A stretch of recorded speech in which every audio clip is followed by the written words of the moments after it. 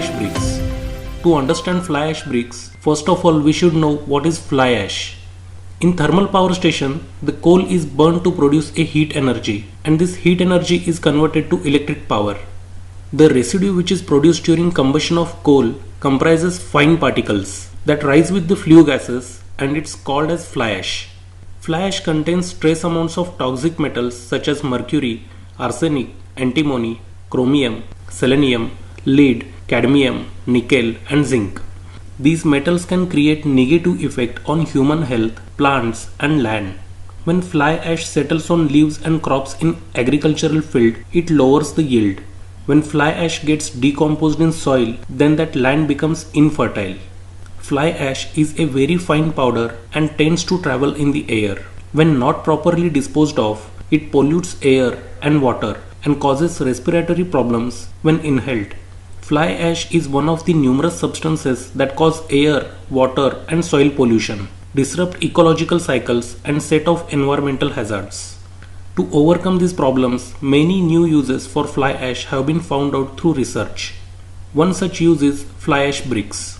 So here the next quite obvious question will be, if fly ash is a toxic material and if we use it in construction of a building, then will it create any harmful effect on human health? A research was conducted by National Science Foundation in USA, and it was concluded that fly ash bricks do not emit any mercury at all. On the contrary, they absorb a small amount of mercury from the air in contact with the bricks, making the ambient air slightly cleaner for people to breathe. Fly ash bricks do emit radon gas, but only at about 50% of that emitted from concrete. Thus, if it is considered to use concrete, it should be even safer to use fly ash bricks. Leaching of pollutants from fly ash bricks caused by rain is negligible. Fly ash bricks are not hazardous for landfilling or handling. Now let us understand how fly ash brick is manufactured. For manufacturing a fly ash brick, the raw materials used are fly ash. It is also known as pulverized fuel ash.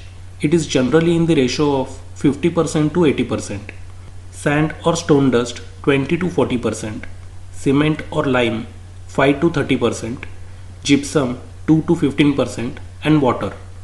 The proportion of these raw materials can be changed depending upon the quality of raw materials to produce different strength and different density.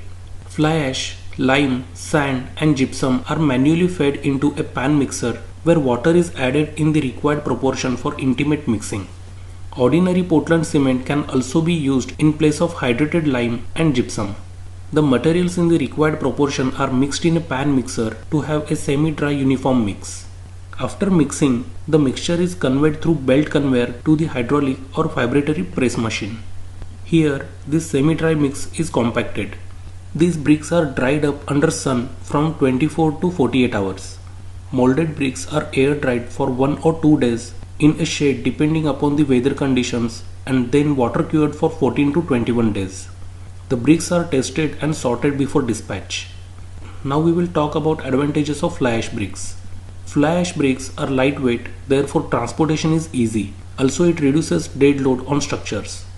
Less number of brick consumption and wastage is low because of regular full sizes.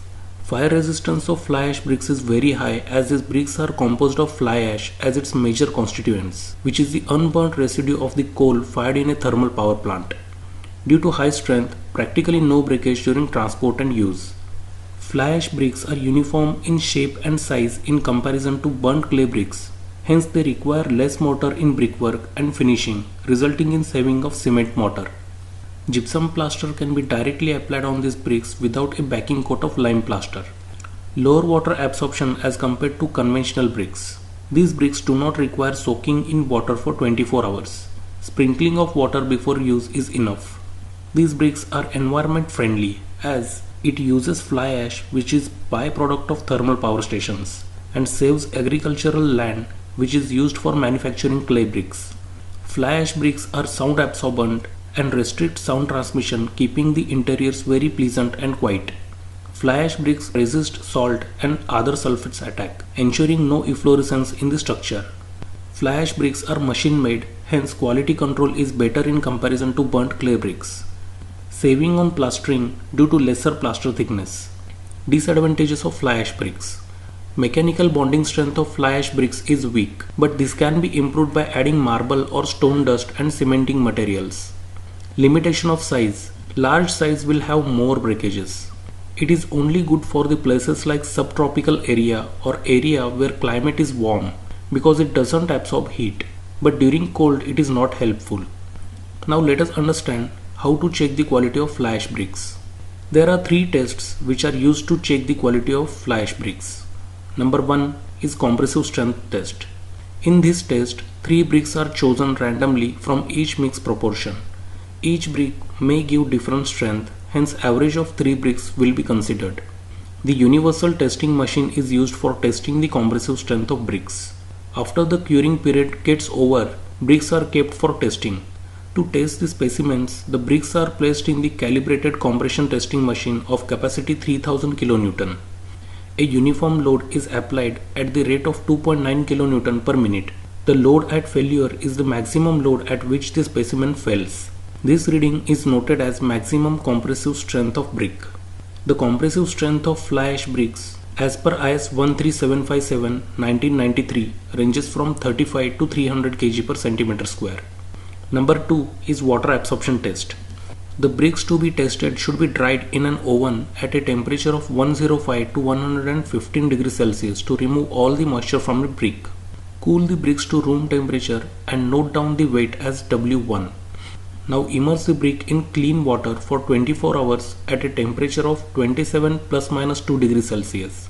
Then remove the bricks and wipe out any traces of water and weigh the brick and note down the weight as W2.